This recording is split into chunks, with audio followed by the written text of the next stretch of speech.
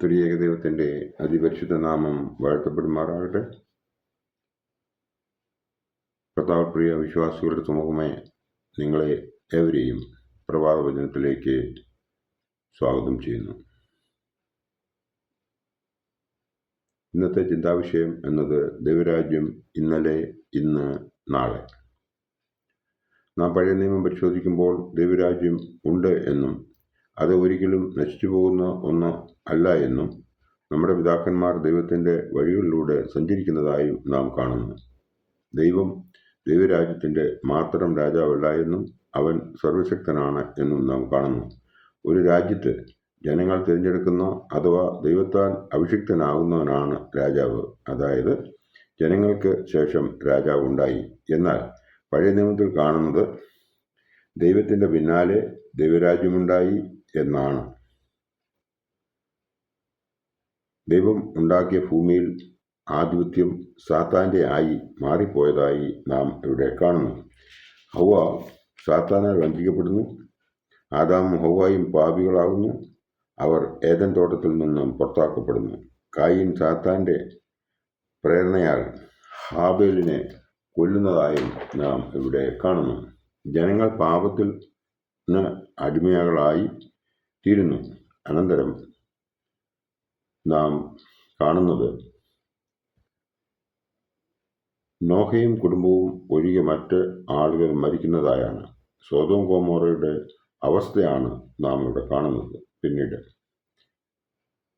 യോസേഫിനെ വിറ്റുകളയുന്നതും പിന്നീട് മിസ്രൈമിൽ ഇസ്രായേൽ ജനങ്ങൾ അടിമകളാവുന്നതായും നാം കാണുന്നു. അവർ ദൈവത്തെ വിളിച്ച് അപേക്ഷിച്ചപ്പോൾ അവൻ അവരെ മിസ്രൈമിൽ നിന്ന് വിടുവിക്കുന്നു. നിഗളിച്ച ഇസ്രായേൽ ജനങ്ങളിൽ യോശുവയും കാലേബും ഒഴികെ ആരും കനാൻ ദേശത്ത് മിസ്രൈമിൽ നിന്നും പുറപ്പെട്ടവർ എത്തുന്നില്ല എന്ന് നാം കാണുന്നു. ഇസ്രായേൽ ജനങ്ങളുടെ സന്തതികൾ 33 രാജാക്കന്മാരെ തോൽപ്പിച്ച് കനാൻ ദേശം കൈയടക്കുന്നതായി നാം പിന്നീട് വായിക്കുന്നു. സർവശക്തൻ ജാതികളെ ഇല്ലാതെയാക്കുന്നു. കാരണം അവർ ദൈവത്തെ അറിയുന്നില്ല. ആരാം രാജാവ് അതിനെക്കുറിച്ച് വിവരിക്കുന്നതായി ബൈബിളിൽ പറയുന്നു. എന്നാൽ ദൈവത്തെ അറിഞ്ഞവരെ അവൻ സംരക്ഷിക്കുന്നു. എപ്പോഴൊക്കെ നാം ദൈവത്തിൽ ശരണപ്പെട്ടുവോ അപ്പോഴൊക്കെ അവൻ നമ്മെ രക്ഷിക്കുന്നതായി നാം കാണുന്നു. ഏലിയ പ്രവാചകൻ 3.5 വർഷം മഴ പെയ്യ്ക്കാതെ മനുഷ്യരെ തിരുത്തുന്നതായി നാം കാണുന്നു. പാപത്തിൻ്റെ ശമ്പളം മരണമത്രേ. നാം പുതിയ നിയമത്തിലൂടെ ദൈവരാജ്യത്തെ കാണുന്നത് ഇന്നത്തെ അവസ്ഥയാണ് എന്നുള്ള വിവരം നാം മറക്കാതെ ഇരിക്കുന്നത് നല്ലതാണ്. നാം ഓരോരുത്തരും സാത്താനാൽ നയിക്കപ്പെടുകയാണ്. അവൻ്റെ പിടിയിലാണ് നാം ഓരോരുത്തരും. അതിൽ നിന്നും മോചിതരാകുവാൻ നാം എന്താണ് ചെയ്യേണ്ടത്?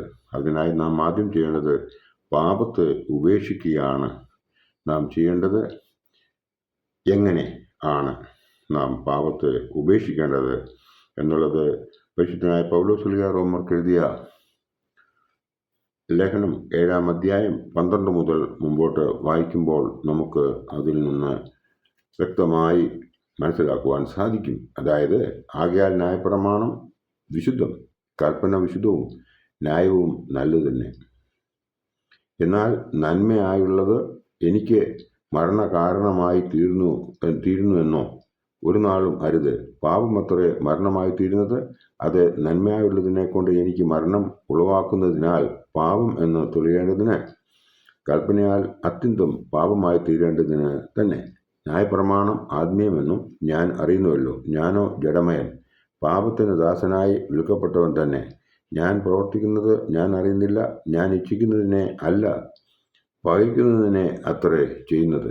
ഞാൻ ഇച്ഛിക്കാത്തതിനെ ചെയ്യുന്നുവെങ്കിലോ ന്യായപ്രമാണം നല്ലത് എന്ന് ഞാൻ സമ്മതിക്കുന്നു. ആകയാൽ അതിനെ പ്രവർത്തിക്കുന്നത് ഞാനല്ല, എന്നിൽ വസിക്കുന്ന പാപമത്രേ.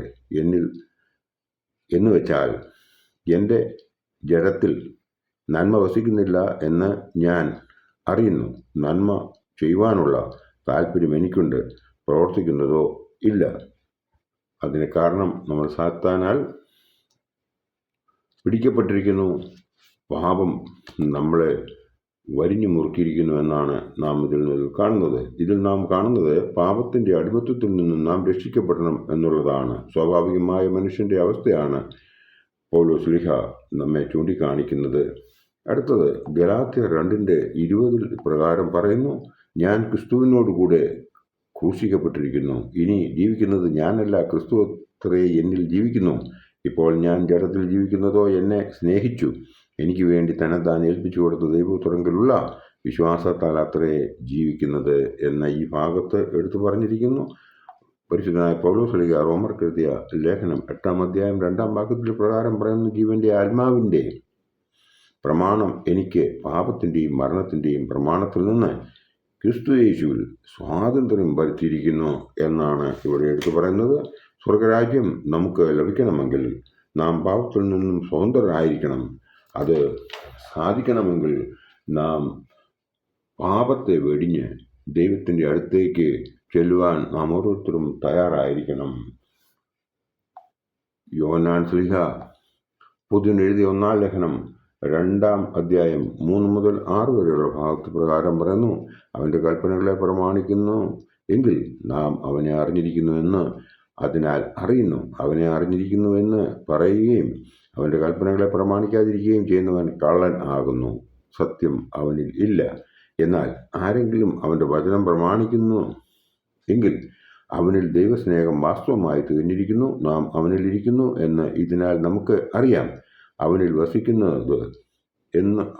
വസിക്കുന്നു എന്ന് പറയുന്നവൻ അവൻ നടന്നതുപോലെ നടക്കേണ്ടതാകുന്നു എന്ന് ഇവിടെ മനസ്സിലാക്കേണ്ടതുണ്ട്.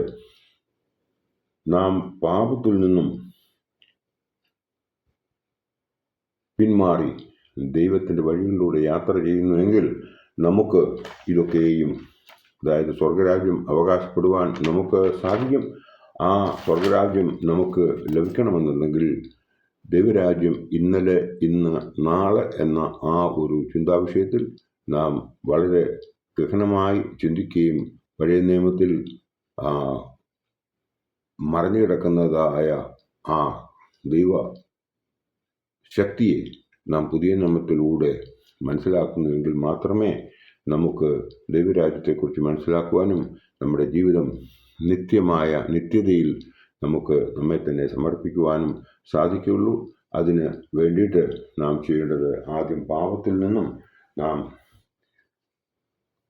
മാറി ദൈവഹിതപ്രകാരം ജീവിക്കണം എന്നത് തന്നെയാണ്. അതിനായി ദൈവം നമ്മളെ എല്ലാവരെയും അനുഗ്രഹിക്കട്ടെ. എൻ്റെ വാക്കുകൾ ഇവിടെ ഉപസംഹരിക്കുന്നു. നന്ദി, നമസ്കാരം.